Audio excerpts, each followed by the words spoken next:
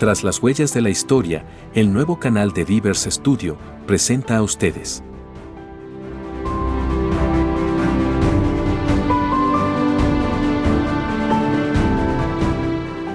Napoleón. La invasión a Rusia. Parte 3. Napoleón sintió que su única salida era llegar a Moscú, una ciudad de la que esperaban la abundancia y la salvación para protegerse del invierno. Aquí tiene lugar la primera batalla que enfrentan los franceses y los rusos, conocida como la Batalla de Moscú por los franceses o la Batalla de Borodino por los rusos. Es una de las batallas más importantes de la historia, por la defensa de Moscú. El 7 de septiembre de 1812, a 100 kilómetros de Moscú, Napoleón y Kutuzov demostrarían sus habilidades en el campo de batalla. Se enfrentaban 130.000 soldados franceses contra 120.000 soldados rusos. Antes de iniciar la batalla, Napoleón se dirigió a su ejército. Soldados, he aquí la batalla que tanto deseaban. Ahora la victoria depende de ustedes, es necesaria. Nos dará abundancia, buenos cuarteles para el invierno y un pronto retorno a la patria. Por su parte, Kutuzov da un gran mensaje al ejército ruso y manda a traer el icono de Nuestra Señora de Smolensk, el icono que sacan los moscovitas para proteger la ciudad de ataques extranjeros. Es el icono que los había protegido de los polacos y representa una cruzada contra la Francia atea que los está invadiendo. A la orden de ataque, se escuchó rugir a los 640 cañones de ambos ejércitos.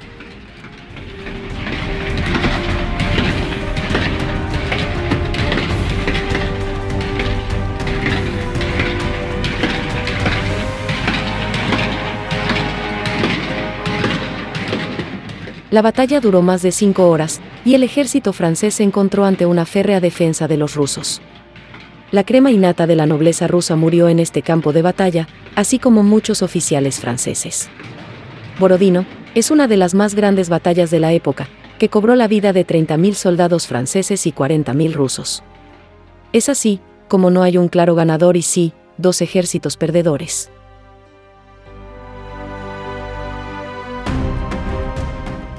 El ejército ruso se retiró ordenadamente de Moscú, con lo que se abrieron las puertas de la ciudad a Napoleón, quien pensó que ya había ganado la guerra contra los rusos, cuando para estos apenas comenzaba.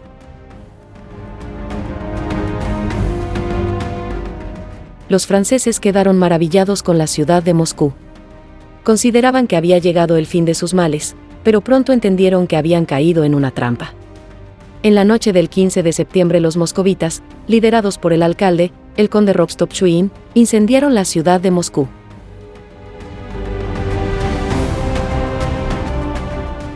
Muchos soldados franceses entendieron que las promesas de Napoleón nunca se cumplirían. Empezó entonces una sensación de sálvese quien pueda, lo que desmoronó la moral del ejército, quienes iniciaron el saqueo y la destrucción de las iglesias sagradas para los rusos. Napoleón cometió un grave error al convertir la iglesia del Arcángel Miguel, una de las iglesias ortodoxas más sagradas, en una caballeriza. La falta de respeto hacia sus íconos sagrados enfureció a los rusos, quienes prepararon la venganza. Napoleón perdió un mes completo en Moscú, y fue hasta el mes de octubre cuando ordenó la retirada del ejército francés. Los rusos planearon entonces por dónde regresar a los franceses, para asegurar su destrucción. Un soldado francés nos narra la retirada del ejército al salir de Moscú. En medio del caos, se formaban largas filas de carrozas que se extendían por kilómetros, que estaban repletas de un inmenso botín que los soldados se habían llevado. La victoria francesa es una victoria pírrica en la que los vencedores sufrieron más daño que los perdedores. Es una victoria que sella la derrota francesa.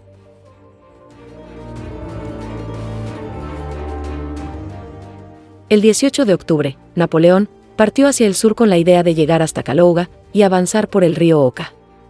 El desordenado y desmotivado ejército francés fue atacado por los cosacos en asalto sorpresa, que llevaban a cabo en la madrugada o por la noche. El objetivo de Kutuzov era evitar que Napoleón llegara a Kalouga y devolverlo por el destruido camino por el que había llegado a Moscú.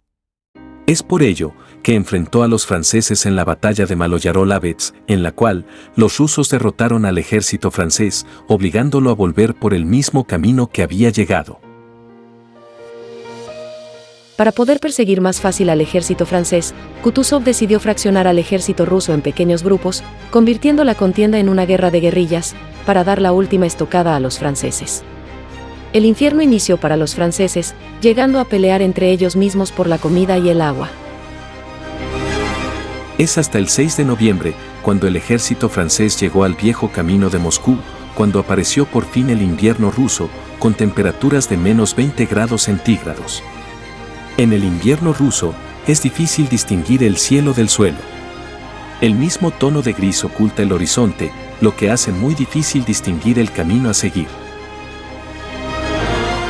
Al llegar a Smolensk, la retaguardia francesa fue capturada por el ejército ruso, lo que generó un pánico absoluto.